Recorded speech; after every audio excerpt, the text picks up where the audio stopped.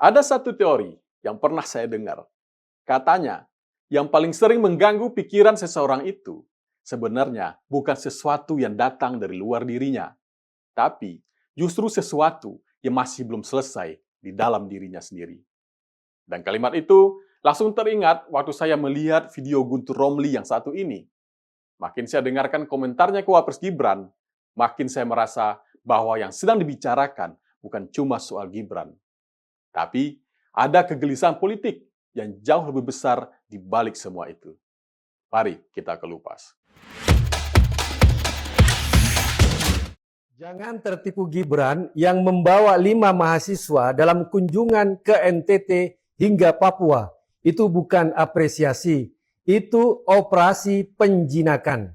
Gibran sedang menjalankan soft power paling vulgar yang pernah dilakukan oleh seorang wakil presiden terhadap sivitas akademika, mengubah agen perubahan menjadi buzzer kekuasaan. Mahasiswa yang semestinya tetap kritis berada di luar pagar kini diajak masuk ke dalam fasilitas negara, naik pesawat dan fasilitas mewah lainnya, dan itulah tepatnya jebakan itu bekerja. Sekali kenyamanan protokoler itu dinikmati, independensi runtuh. Seketika itu pula, laporan yang mereka hasilkan bukan lagi kritik, melainkan testimoni berbayar fasilitas.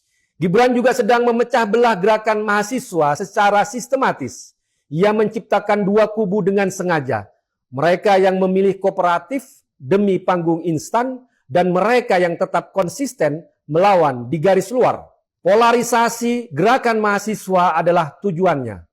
Soliditas yang selama ini menjadi kekuatan kontrol sosial mahasiswa terhadap kebijakan ugal-ugalan seperti MBG perlahan-lahan digrogoti dari dalam. Divide et impera, taktik adu domba kolonial yang kini dipakai oleh wakil presiden di republik ini. Dan ada dimensi yang lebih gelap lagi yang tampaknya luput dari perhatian istana. Manuver Gibran itu bukan sekedar pencitraan, itu sinyal perang internal. Dengan memoles dirinya sebagai pemimpin muda yang dekat dengan Gen Z dan mahasiswa, Gibran sedang membangun basis loyalitasnya tersendiri. Terpisah dari bahkan berpotensi menyaingi otoritas Presiden Prabowo. Gibran tidak sabar menunggu giliran. Ia sedang memanaskan mesin kekuasaannya sendiri. Jika Presiden Prabowo membiarkan kosmetik politik agresif ini terus dimainkan tanpa koreksi, ia sedang memelihara matahari kembar yang suatu saat akan membakar kekuasaannya dari dalam. Ingat, kampus bukan panggung kampanye, mahasiswa bukan pion dinasti. Sadari itu sebelum terlambat. Saya harus mengakui satu hal. Guntur Romli memang konsisten.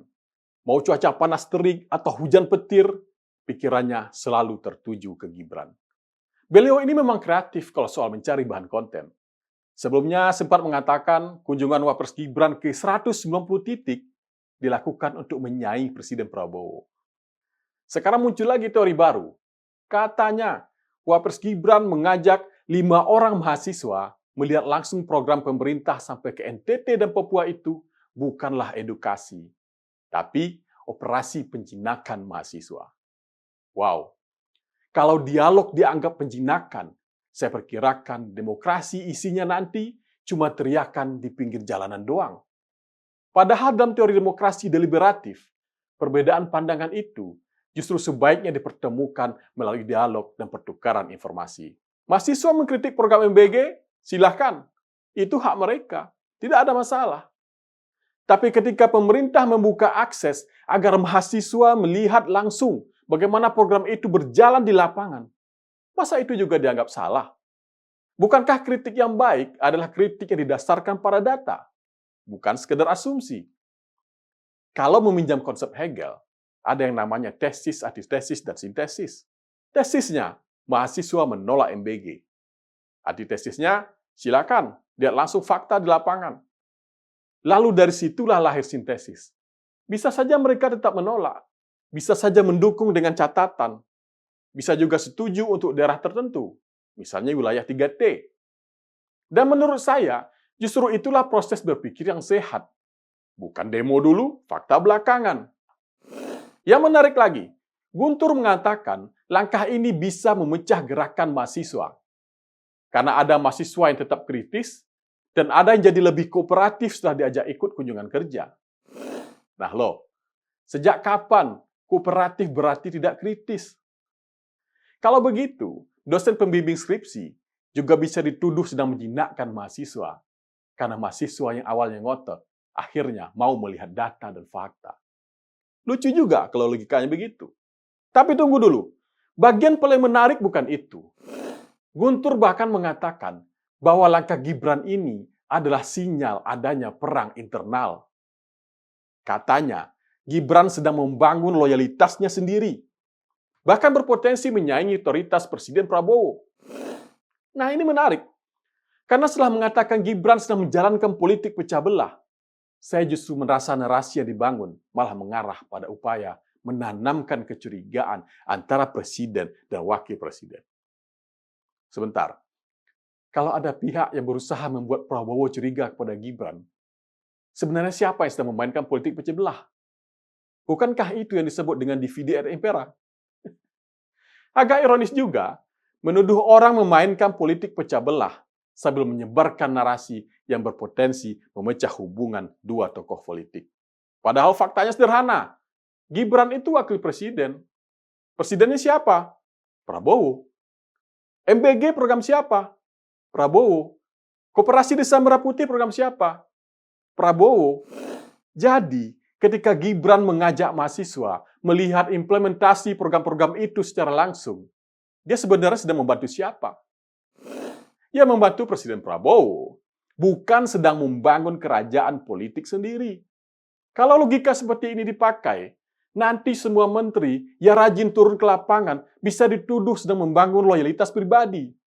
Akhirnya pejabat yang bekerja salah, yang tidak bekerja juga salah.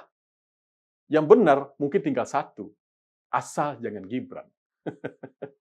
Karena itu, tuduhan bahwa Gibran sedang membangun loyalitas pribadi menurut saya terdengar terlalu dipaksakan. Sampai hari ini juga tidak ada tanda-tanda bahwa Gibran ingin mendahului atau menyaingi Presiden Prabowo.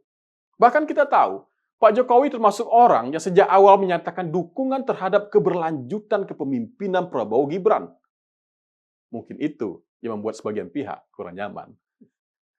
Tapi makin sering saya mendengar kritik-kritik seperti ini, makin saya merasa persoalannya bukan lagi soal mahasiswa, bukan lagi soal kunjungan kerja. Persoalan sebenarnya mungkin ada di tempat lain. Dan disinilah saya punya satu teori. Bisa jadi kritik ini mencerminkan kekhawatiran yang lebih besar, gejala kepanikan politik, khususnya di sebagian elit PDIP, seperti Guntur Romli. Kenapa? Karena untuk pertama kalinya, setelah sekian lama, mereka menghadapi tekanan dari dua arah sekaligus, dari bawah dan juga dari atas. Dari bawah, datang tekanan program-program populis pemerintahan Prabowo, mulai dari MBG, Koperasi Desa Merah Putih, dan berbagai program lain yang langsung menyentuh masyarakat kecil. Kita boleh berbeda pendapat soal efektivitasnya. Itu sah. Tapi ada satu hal yang sulit dibantah. Program yang manfaatnya langsung dirasakan masyarakat biasanya lebih mudah mendapatkan dukungan politik. Dan masalahnya, masyarakat bawah selama ini dikenal sebagai salah satu basis tradisional PDIP. Maka, ketika pemerintah mulai masuk ke wilayah itu, siapa yang paling merasakan tekanannya? Ya, tentu saja PDIP. Lalu datang tekanan kedua, dari atas, namanya Jokowi. Kita tahu Pak Jokowi punya rencana melakukan safari politik ke berbagai daerah. Dan kita juga tahu, selama bertahun-tahun ada irisan yang cukup besar antara pendukung Jokowi dan basis pemilih PDIP. Kalau Jokowi bergerak, pengaruh politiknya ikut bergerak. Kalau pengaruh itu bergerak, peta dukungan juga bisa ikut berubah. Artinya apa? Dari bawah ada tekanan dari program-program pemerintah. Dari atas ada faktor Jokowi. Dan tentu saja di tengah-tengahnya ada Gibran dan PSI yang sering ikut disebut. Karena itu, saya mulai memahami kenapa Jokowi, Gibran, dan PSI terus muncul dalam berbagai pernyataan elit PDIP. Lalu muncul pertanyaan, kalau memang terasa terancam, kenapa tidak menyerang Prabowo atau Gerindra secara terbuka? Kenapa yang sering diserang justru Jokowi, Gibran, dan PSI? Jawabannya sederhana, karena menyerang Prabowo secara langsung jauh lebih sulit. Bagaimana mau menyerang program seperti MBG secara frontal ketika 61,9 juta anak sedang menikmati manfaatnya? Maka, berharap mahasiswa tetap mengkritisi MBG adalah jalan ninja satu-satunya, sebagaimana keinginan Guntur di videonya tersebut. Bahkan, mengambil posisi secara tegas saja, sampai hari ini, PDIP masih terlihat bingung. Pemerintah bukan, oposisi juga bukan. Mendukung tidak jelas, menolak juga tidak jelas. Kalau meminjam istilah Ketua Fraksi PKB DPR RI, Jazilul Fawait, posisinya masih terlihat abu-abu katanya. Akibatnya, energi politik lebih banyak diarahkan kepada aktor-aktor yang dianggap lebih aman untuk diserang, yaitu Jokowi, Gibran, dan PSI. Kalau dipikir-pikir, situasinya agak mirip kisah mantan. Secara status sudah berpisah, tapi secara emosional belum benar-benar selesai. Akibatnya, setiap gerak-geriknya masih terus diperhatikan, masih terus menjadi bahan pembahasan. Karena itu, ketika saya mendengar kritik seperti yang disampaikan Guntur Romli, saya tidak melihatnya semata-mata sebagai persoalan mahasiswa. Saya juga tidak melihatnya hanya sebagai persoalan kunjungan kerja Gibran. Saya melihatnya sebagai gejala dari sesuatu yang lebih besar, gejala kegelisahan politik. Dan kalau analisis ini benar, maka semakin sering Jokowi, Gibran, dan PSI menjadi sasaran serangan politik, justru semakin menunjukkan satu hal, bahwa mereka masih dianggap sebagai ancaman politik yang nyata. Karena dalam politik, lawan yang benar-benar sudah tidak dianggap penting, biasanya akan dilupakan. Yang terus dibicarakan, justru mereka yang masih dianggap berpengaruh dan masih diperhitungkan. Saya Benik Niatullah, sampai jumpa.